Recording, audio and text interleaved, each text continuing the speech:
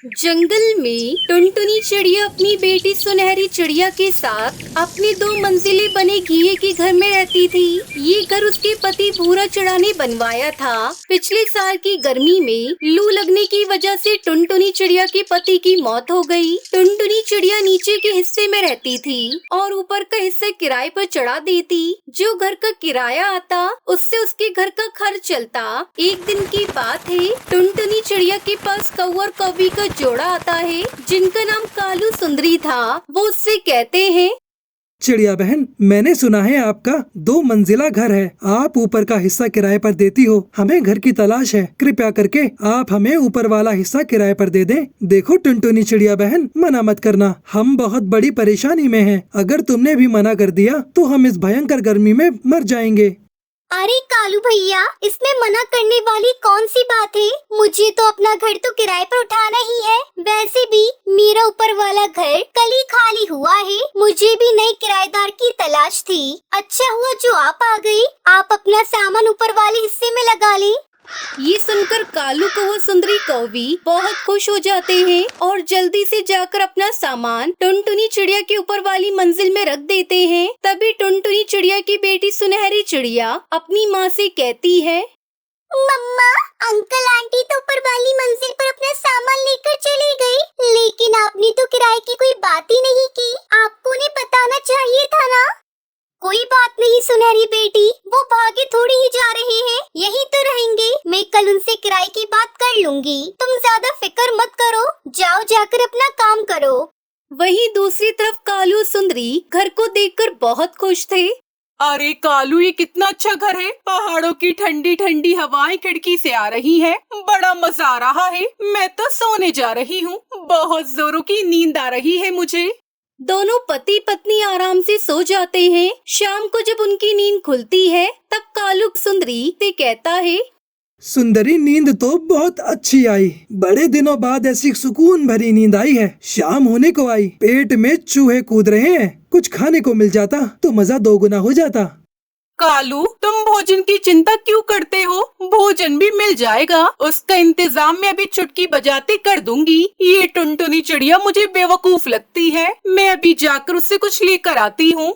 अभी तक उस चिड़िया ने किराए की बात नहीं की। अगर किराया ज्यादा मांगे तो क्या करेंगे? लो जी, मैं तो भोजन की सोच रही हूँ और तुम किराए की। वो चिड़िया बेवकूफ के साथ साथ मुझे सीधी भी लगती है। मुझे नहीं लगता वो भी किराए की बात करेगी। अगर किराए की बात की भी तो मैं उसे समझा दूंगी। ये कहकर सुंदरी कौवी नीचे टुनटुनी चिड़िया के पास आती है। चिड़िया बहन, कहाँ हो? पराठे की सौंधी सौंधी खुशबू आ रही है। अरे सुंदरी बहन, मैं यहाँ किचन में हूँ। आप यहाँ आ जाइए।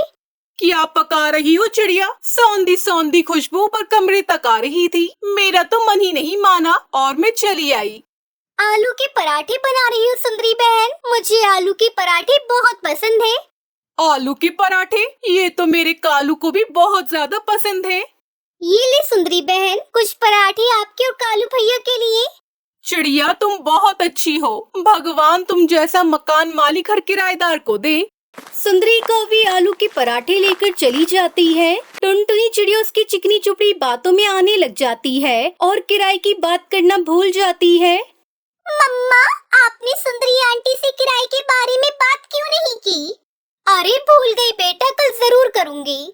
अगले दिन कालू सुंदरी सुबह सुबह जंगल की सैर करने निकल गए। जब वापस आए तो टुनटुनी चिड़िया उन्हें दरवाजे पर मिली। कालू भैया, आप दोनों घूम आए जंगल से? हाँ चिड़िया बहन, घूम आया पूरा जंगल और यहाँ के पक्षियों से भी मिला। सारे पक्षी बहुत अच्छे हैं। हाँ कालू भैया, इस जंगल के सभी पक्षी एक दूसरे से मिलजुल कर रहते हैं। अच्छा कालू भैया, मुझे आपसे एक बात करनी थी। कल मैं किराए की बात तो करना भूल ही गई। पिछले किराएदार से मैं 1000 रुपए लेती थी, आपसे भी वही लूंगी। कोई बात नहीं चिड़िया बहन, हम 1000 की जगह 1200 दे देंगे। बड़े बड़े खेत मकान सब है मेरे गांव में। अगली बार गांव जाऊंगा तो आपका किराया चुका दूंगा। आप किराए की चिंता बिल्कुल न करें। टुनटुनी चिड़िया कालू की बातें सुनकर चुप हो गई और वो अपने कमरे में चला गया। अरे कालू, तुम तो बड़ी लंबी लंबी फेंक रहे थे। कहाँ है तुम्हारा खेत? कहाँ है तुम्हारा मकान? सुंदरी, बड़ी बड़ी लच्छेदार बातें न फेंकता तो क्या करता। टुनटुनी चिड़िया को क्या पता, हम कंगाल हैं, हमारे पास एक फूटी कौड़ी नहीं है। अगर उसे पता चल जाता तो वो हमें यहाँ रहने नहीं देती। देखते ही देखते 2 महीने गुजर गए। टुनटुनी चिड़िया को पैसों की तंगी होने लगी। वो कालू सुंदरी के पास जाती है। अरे कालू भैया, मुझे 1000 रुपए की जरूरत है, आप किराए में से काट लेना। किराया किराया किराया, जब देखो तब तुम किराया किराया करती रहती हो। एक बार कहा ना, गाँव जाऊंगा तो पैसे ला कर दूंगा, अभी नहीं है मेरे पास। फिर टुनटुनी चिड़िया हरिया तोता के पास जाती है। हरिया भैया, मुझे 500 रुपए की जरूरत है, हाथ बहुत तंग है, घर का राशन लाना है। टुनटुनी बहन, ऐसा कैसे? आपने तो नया किराएदार भी रख लिया है, फिर आपको पैसे की कैसी तंगी? किराया तो मिलता ही होगा समय पर। हरिया भैया, क्या बताऊं, नए किराएदार ने अभी तक मुझे कोई किराया नहीं दिया। मैं तो उनसे बहुत ज्यादा परेशान हूँ। जब उनसे किराया मांगने जाती हूँ तो वो मेरी बात को टाल देते हैं। क्या नहीं दिया किराया? मुझे तो उनका इरादा ठीक नहीं लग रहा है। आप जल्दी से उन्हें घर से बाहर निकाल दें, कहीं बाद में आपको पछताना न पड़े। टुनटुनी बहन, कालू और सुंदरी कौवी पेड़ के पीछे से छुपकर टुनटुनी चिड़िया हरी तोते की बातें सुन रहे थे। तभी कालू कहता है, अच्छा, तो ये टुनटुनी चिड़िया हमें घर से निकालने की साजिश रच रही है। हम कौवे हैं, इस टुनटुनी चिड़िया को इसके घर से ना निकाला तो मेरा नाम कालू नहीं। रात को कालू कौवा जोर जोर से सुंदरी से कहने लगता है, सुंदरी, मैं इस टुनटुनी चिड़िया और इसकी बेटी सुनहरी को आज रात मारने वाला हूँ। यह देखो, मैं बाजार से तेज धार वाला चाकू लेकर आया हूँ। इस टुनटुनी चिड़िया को क्या मालूम कि हम दोनों जेल से भागे हुए कैदी हैं और हमने 5 खून किए हैं। 2 और सही, हमारा क्या जाता है? उसके बाद इस घर के मालिक हम होंगे हम। टुनटुनी चिड़िया ने जब ये सब सुना तो वो डर गई। वो अपनी बेटी सुनहरी चिड़िया को लेकर अपने घर को छोड़कर वहाँ से चली जाती है। 1 सप्ताह गुजर गया। टुनटुनी चिड़िया जंगल में घी का छोटा सा घर बनाकर रहने लगती है। उधर एक रात जंगल में तेज आंधी और तूफान के साथ बारिश होने लगती है। टुनटुनी चिड़िया का 2 मंजिला घर टूट जाता है और कालू कौवा और सुंदरी कौवी उस घर के मलबे में दबकर मर जाते हैं। उन्हें उनके कर्मों की सजा मिल जाती है। तो दोस्तों, इस कहानी से हमें सीख मिलती है कि बिना जांच पड़ताल किए किसी भी व्यक्ति को अपने घर में नहीं रखना चाहिए।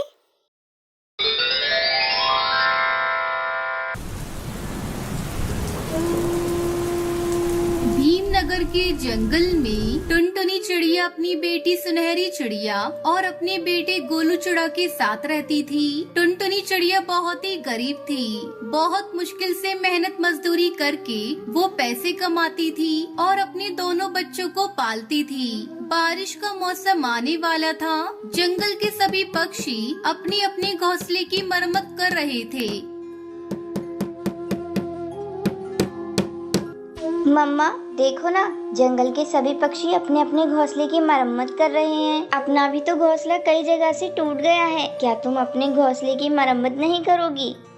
तू तो देख रही है बिटिया, कितनी मुश्किल से मैं पैसे कमाती हूँ। मैं कैसे अपनी घर की मरम्मत करूँ? घर की मरम्मत करने में काफी पैसे खर्च हो जाएंगे। तभी उसका बेटा गोलू चिड़ा वहाँ से जाने लगता है। अरे गोलू, तू कहाँ जा रहा है? देख रहा है काले काले बादल आकाश में घिरे हुए हैं। कहीं बारिश होने लगी तो तू रास्ते में ही फंस जाएगा। तब तक आप लोग कमेंट में बताएं 500 - 300 कितने होते हैं। मम्मा, तुम मेरी चिंता मत करो, मुझे कुछ नहीं होगा। मैं जल्दी ही घर चला आऊंगा। अभी मैं अपने दोस्तों के साथ जा रहा हूँ खेलने के लिए। सुबह से घर में बैठा हूँ, बोर हो रहा हूँ। मम्मा, मैं तो कहती हूँ तुम बड़ी माँ से कुछ पैसे उधार मांग कर ले आओ। हम लोग उसी से अपने घर की मरम्मत करा लेंगे। तो ठीक कह रही है सुनहरी बेटा, मैं आज तेरी बड़ी माँ के घर जाकर कुछ पैसे उधार मांगूंगी। देखती हूँ अगर मिल जाते हैं तो बहुत अच्छा होगा। अगले दिन टुनटुनी चिड़िया अपनी बड़ी जेठानी के घर जाती है। जेठानी जी, मुझे थोड़ा कर्ज चाहिए क्योंकि मुझे अपना घर ठीक करना है। बारिश शुरू होने वाली है। कई सालों से मैंने अपनी घर की मरम्मत नहीं की है। कई जगह से मेरा घर टूट चुका है। अगर बारिश होने लगी तो पानी टपकने लगेगा। मैं अपने बच्चों के साथ कैसे रहूंगी? तुम्हें पैसे उधार मांगने में शर्म नहीं आती? पैसे क्या मेरे यहाँ पेड़ पर उगते हैं जो तोड़ के दे दूं? अगर तुम्हें पैसे चाहिए तो मेरे घर का काम करना होगा, तभी मैं तुम्हें कुछ पैसे उधार दूंगी, वरना तुम यहाँ से जा सकती हो।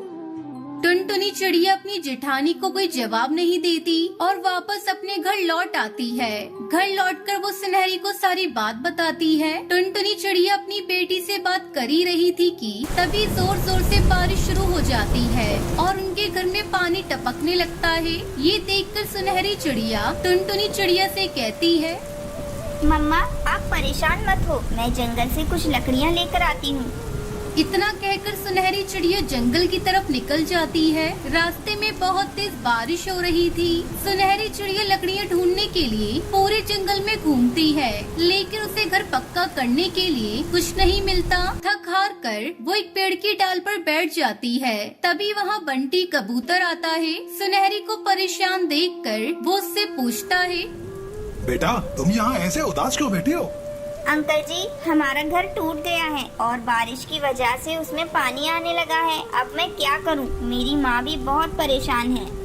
बेटा मैं पास के ही जंगल में रहता हूँ और तरबूज बेचकर अपने घर का गुजारा करता हूँ। मेरे पास तरबूज के बहुत सारे छिलके हैं, उसके छिलके बहुत मजबूत हैं। तुम चाहो तो उससे अपना घर बना सकते हो। ये सुनकर सुनहरी चिड़िया बहुत खुश होती है और बंटी कबूतर से तरबूज लेकर अपनी माँ के पास जाती है। माँ ये देखो मैं क्या लेकर आई हूँ। हम अब तरबूज का घर बनाएंगे और उसमें आराम से रहेंगे।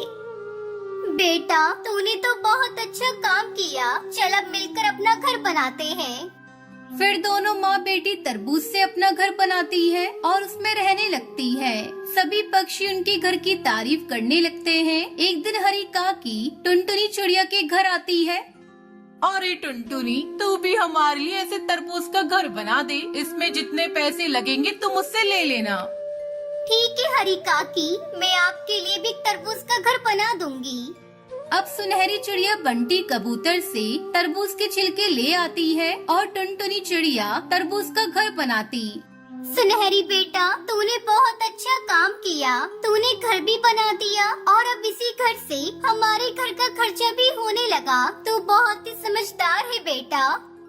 उस दिन से टुनटुनी चिड़िया और सुनहरी चिड़िया तरबूज का घर बनाकर बेचती है और खुशी खुशी रहने लगती है। पक्षीपुर नाम का एक जंगल था। उस जंगल में गरीब चिड़िया का परिवार रहता था। उस चिड़िया का नाम टुनटुनी था। वो अपने पति कालू कौवे और 2 बच्चों के साथ रहती थी। उसकी बेटी का नाम पिंकी था और बेटे का नाम बंटी था। दोनों पति पत्नी अपने बच्चों से बहुत प्यार करते थे। कालू कौवा मजदूरी करके अपने परिवार का पेट पालता था। बारिश का मौसम शुरू हो चुका था और कालू कौवे को कोई काम नहीं मिल रहा था। ऐसा कब तक चलेगा जी? बंटी सुबह से भूखा है, दाने के लिए रो रहा है। क्या करूं टुनटुनी, मजदूरों की यही जिंदगी होती है। बारिश में कोई काम ही नहीं करवाता। 2 दिनों से घर पर बैठा हूँ। बारिश तो रुकने का नाम ही नहीं ले रही है। बारिश के रुकते ही मैं काम ढूंढने जाऊंगा। घर में थोड़े चावल पड़े हो तो उन्हें उबालकर उसका पानी मुन्ने को पिला दो।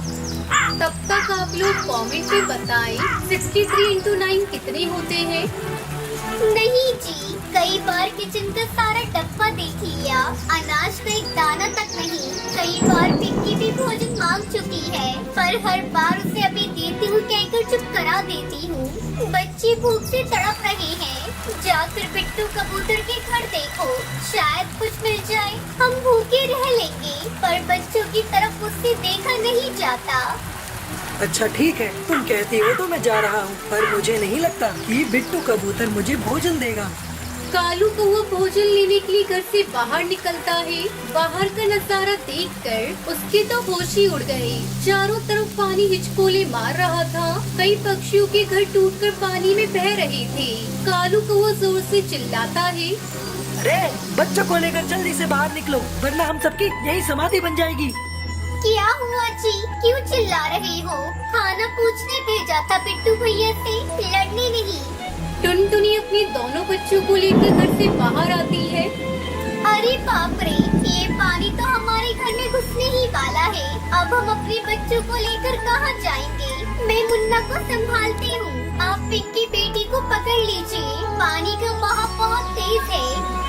पिंकी डर के मारे रोने लगती है। मम्मा, मुझे डर लग रहा है मम्मा, मैं पानी में डूब जाऊंगी मम्मा। नहीं बेटी, कुछ नहीं होगा मेरी बच्ची, अभी हम किसी सुरक्षित जगह पर पहुंच जाएंगे, मत घबरा, तेरी मम्मा है तेरे साथ। दोनों पति पत्नी अपने बच्चों को साथ लिए किसी सुरक्षित जगह पर जाने की सोच रहे थे। तभी टुनटुनी जोर से चिल्लाती है और फिर रोने लग जाती है। आंखें खोल, आंखें खोल मेरे लाल, मेरे बच्चे को क्या हो गया? देखो अपनी मुन्ना की सांसें भी नहीं चल रही है। टुनटुनी ठीक से देख, मुन्ना सो रहा होगा। नहीं जी, अपना मुन्ना 2 दिनों से भूखा था, वो भूख बर्दाश्त नहीं कर सका। हे ऊपर वाले, ये तूने क्या किया मेरे बच्चे के साथ? होनी को कोई नहीं टाल सकता, जल्दी जल्दी पानी बढ़ता ही जा रहा है। हे भगवान, हमें दुख देकर तू बहुत खुश हो रहा होगा, कोई मेरे मुन्ना को वापस ला दो। टुनटुनी अब रोने का वक्त नहीं है, हमें अपनी बेटी को बचाना होगा, चलो जल्दी यहाँ से। इस तरह कालू अपने परिवार को लेकर आगे बढ़ता है। तभी पिंकी का हाथ कालू से छूट जाता है और वो उनकी आंखों से दूर बहती हुई चली जाती है। लेकिन कालू कुछ न कर सका। टुनटुनी की दुनिया उजड़ चुकी थी, उसके आंसू थम नहीं रहे थे। वो कुछ दूरी जाकर एक ऊंचे पेड़ पर जाकर रुकते हैं। सुनते हो जी, कहीं से मेरे बच्चे को वापस ला दो, मैं अपने बच्चों के बगैर जिंदा नहीं रह सकती। उसी डाल की दूसरी तरफ 2 छोटे बच्चे रो रहे थे। अंकल, आपने मेरे मम्मी पापा को देखा? वो बाढ़ में बह गए, हम अनाथ हो गए अंकल। नहीं नहीं बेटा, ऐसा मत कहो, तुम लोग अनाथ नहीं हो, तुम्हारे माता पिता आज से हमें। बारिश के रुकने के बाद कालू कौवा दोनों बच्चों को लेकर अपनी पत्नी के साथ अपने घर लौटता है और उन्हीं बच्चों को अपना बच्चा मानकर उनके साथ खुशी खुशी रहने लगता है। इस तरह टुनटुनी चिड़िया को भगवान बच्चों का सुख दे देता है और उन बच्चों को माँ बाप के रूप में टुनटुनी और कालू मिल जाते हैं।